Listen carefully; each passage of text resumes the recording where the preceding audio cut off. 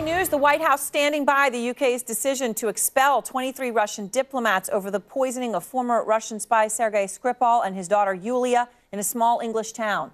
The White House also agreeing that Russia is to blame, calling it an abhorrent attack. Russia now is threatening the UK, saying a response is coming.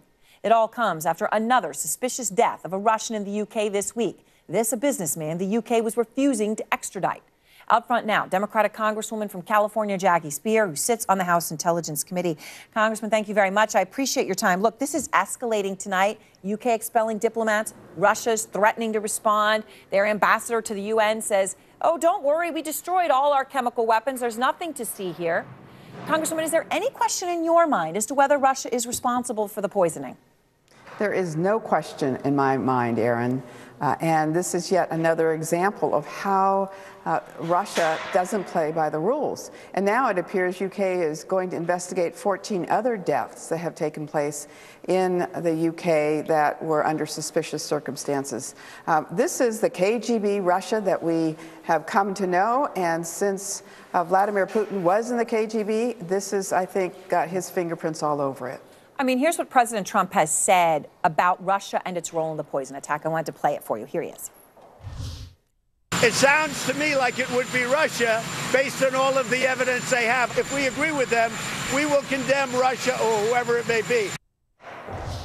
Is that a good response, a strong response from President Trump?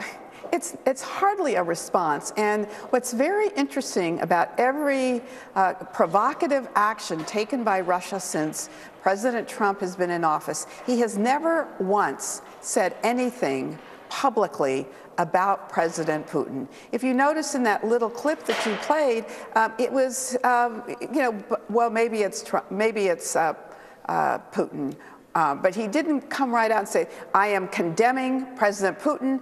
We will not tolerate this. We stand by our friends and allies in the UK. I mean, it's always measured. And it's very interesting that he has never officially made any statement against what have been acts of provocation by Putin for the last year. I mean, the Russian president, Vladimir Putin, was asked directly. Actually, it was a very unusual moment. The BBC was there. He was at some agricultural event, and they sort of doorstopped him.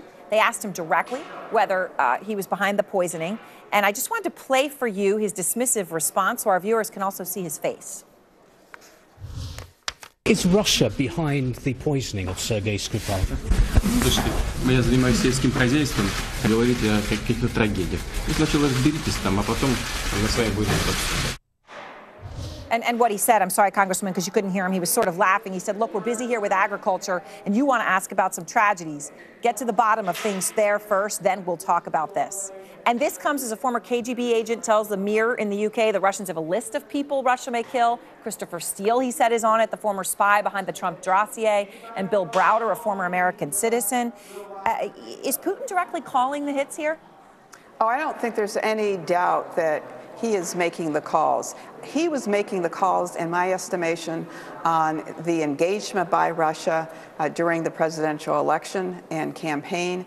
And I would certainly believe that something this significant that could easily escalate as this has would have come from the top. So Nikki Haley, the U.S. ambassador to the UN today, talked about this. She condemned Russia. She said her concern is that if something isn't done immediately, chemical weapons like this could be used in New York or elsewhere in the United States. Is she right that Russia could do this here? Well, I have no intelligence to suggest that, but I would certainly think that if they're willing to do it in the UK, they are going to be willing to do it in the United States if we do not set them back dramatically. And I don't think we have taken the sanctions that the Congress overwhelmingly voted for and that the president signed. We haven't taken one action, and by we I mean the president and the administration, not one action that they should have taken after we passed those sanctions. So again, very kind of limp-wristed in his efforts in dealing with Vladimir Putin. And before you go, Congresswoman, I have to ask you about the House Intelligence Committee into Russian meddling and the Trump campaign. Obviously, ending in debacle, and the Republican heading up the Russia investigation on your committee says there's going to be a vote on March 22nd on the final version of his report of what happened. He says he's hopeful that Democrats are going to sign on to parts of it. Will you? I would find it very hard to sign on to any of it. And I would suggest that when you say his report, you're really talking about Trump's report, because this is a script from the president that has basically been an amplification of the tweets that he has been tweeting out for the last year. And, you know, as he said yesterday, oh, the decision's been made. Oh, this is great. It's over. There's no collusion. There has been plenty of collusion. The question is, has it risen to the level of criminality? All right. Thank you very much, Congresswoman Speier. Thank you. I appreciate your time tonight. Thank you. And next,